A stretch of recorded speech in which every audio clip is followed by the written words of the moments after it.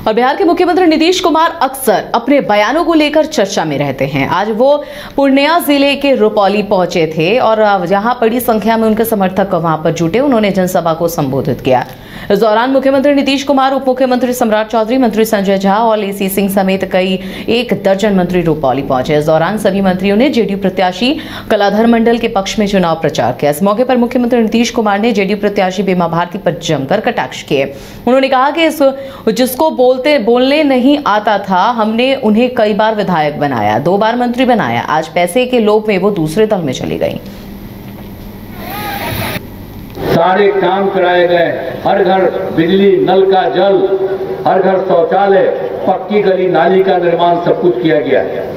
और आप जानते ही 7 निश्चय में स्टूडेंट क्रेडिट कार्ड योजना में 581 विद्यार्थियों को इसी में रुपौली विधानसभा में 9.29 करोड़ रुपए का लोन दिया गया। स्वयं सहायता भत्ता योजना में 993 युवाओं को 1.26 करोड़ रुपए का भुगतान दिया गया। कुशल युवा कार्यक्रम में 4800 युवाओं का प्रशिक्षण किया गया।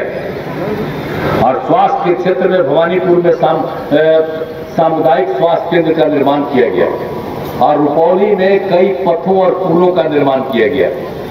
हर तरह से भवानीपुर में से विजय घाट तक 11 किलोमीटर पथ का निर्माण कराया गया और रुपौली विधानसभा क्षेत्र में 166 ग्रामीण सड़कों का निर्माण कराया गया। और बिजली के क्षेत्र में रुपौली और डुमरा में विद्युत उपकेंद्र बनाया गया। पंचायत सरकार भवन में तो अभी यहाँ हुआ है 5 पंचायत का, लेकिन हम लोगों ने तो तय कर दिया है अगले साल तक सब पंचायत सरकार का निर्माण हम लोग करा देंगे। तो देखिए, हम लोग काम करते रहे। हम लोग तो कोई चीज ऐसे ही नहीं अपने हित के लिए नहीं बात करते।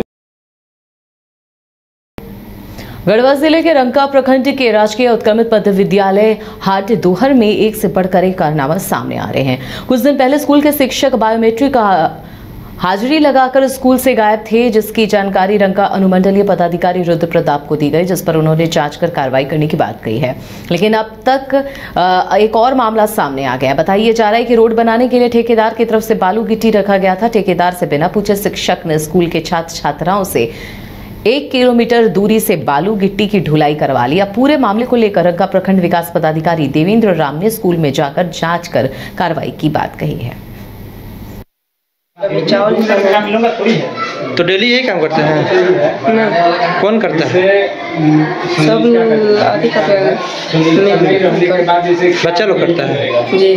डेली। क्या नाम है? Ration card. कौन से स्कूल में पढ़ते हैं? राजकीय उत्क्रमित मध्य विद्यालय हाट। आज क्या काम कर रहे थे विद्यालय में?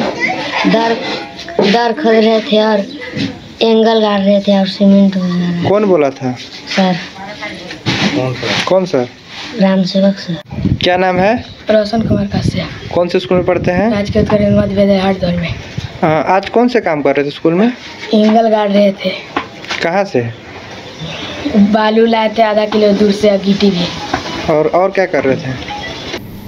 और खबर गढ़वा से है, जहां पर जिले के रंगा अनुमंडल मुख्यालय में अवैध बालू का उठाव लगातार जारी है। बालू माफियाओं की तरफ से रात के अंधेरे में इस काम को अंजाम दिया जा रहा है। आपको ये भी बता दें कि गढ़वा उपायुक्त शेखर जमुआर ने कुछ दिन पहले हाई लेवल मीटिंग बुलाकर वरीय पदाधिकारियों को सख्ती से कहा था कि 10 जून से 15 अक्टूबर तक किसी भी तरह की कोई नदियों से बालू का उठाव नहीं किया जाना चाहिए। लेकिन रंका प्रशासन के नाक के नीचे अवैध बालू कारोबारियों की तरफ से इस तरह के काम को अंजाम दिया जा रहा है, जिससे रंका प्रशासन की कार्यशैली पर अब एक सवाल खड़ा हो रहा है।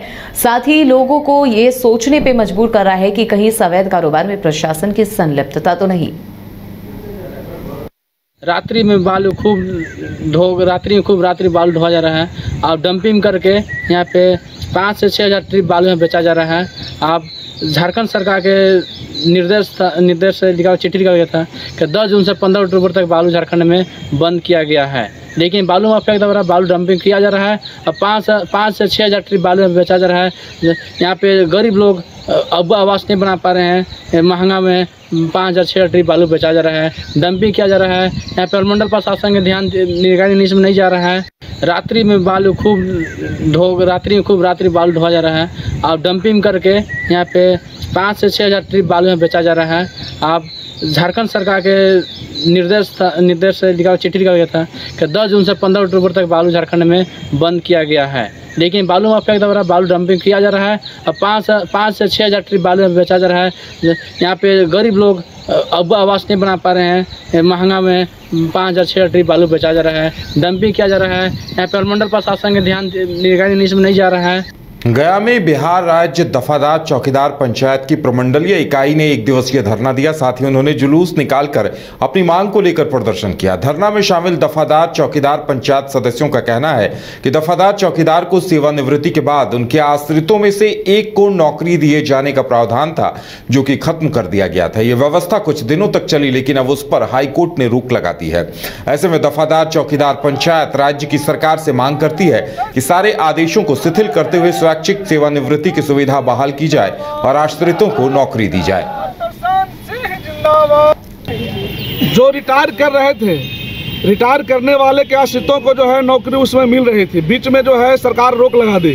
फिर 2014 में स्वैच्छिक सेवानिवृत्ति आया और ये जो अभी जो वर्तमान जो है बिहार के जो मुखिया हैं, उस समय भी मुखिया वही थे बिहार के, और उनके द्वारा जो है स्वैच्छिक सेवानिवृत्ति लाया गया। और एक बार जो है फिर से जो है चौकीदार को जो है घरों में जो है चूल्हा जलने लगा। 25 फरवरी 2023 को हाई कोर्ट का एक आदेश आता है। उस आदेश के आलोक में पूरे बिहार में स्वैच्छिक सेवानिवृत्ति बंद कर दी जाती है, ये हाई कोर्ट के आलोक में। तो हमारी मांग है सरकार से कि 25 फरवरी, पहला तो है कि 25 फरवरी 2023 से पहले जितने आवेदन लंबित है, क्योंकि ये सरकार का कानून था कि जिस समय रिटायर करेंगे, रिटायर करने के बाद 1 महीना के अंदर में जो है उनके आश्रितों को नियुक्ति पत्र दे देना है, परंतु हुआ ऐसा नहीं। ये जो है स्वैच्छिक सेवानिवृत्ति ले लिए, किन्हीं का 2 साल हो गया, किन्हीं का 3 साल हो गया, किन्हीं का 4 साल भी हो गया, 5-5 साल से लटके हुए हैं और उनके आश्रितों को जो है नियुक्ति पत्र नहीं दिया गया। गिरिडीह के गांवा प्रखंड मुख्यालय में शनिवार को आयोजित 20 सूत्री की बैठक हो हल्ले के बीच खत्म हो गई। 20 सूत्री अध्यक्ष अजय सिंह की अध्यक्षता में आयोजित इस बैठक में बारी बारी से सभी विभागों की समीक्षा की गई। बैठक में पूर्व में लिए गए प्रस्ताव पर अमल नहीं होने पर कड़ी आपत्ति जताई गई। बैठक में थानेदार जेई की उपस्थिति नहीं होने पर स्पष्टीकरण भी मांगा गया।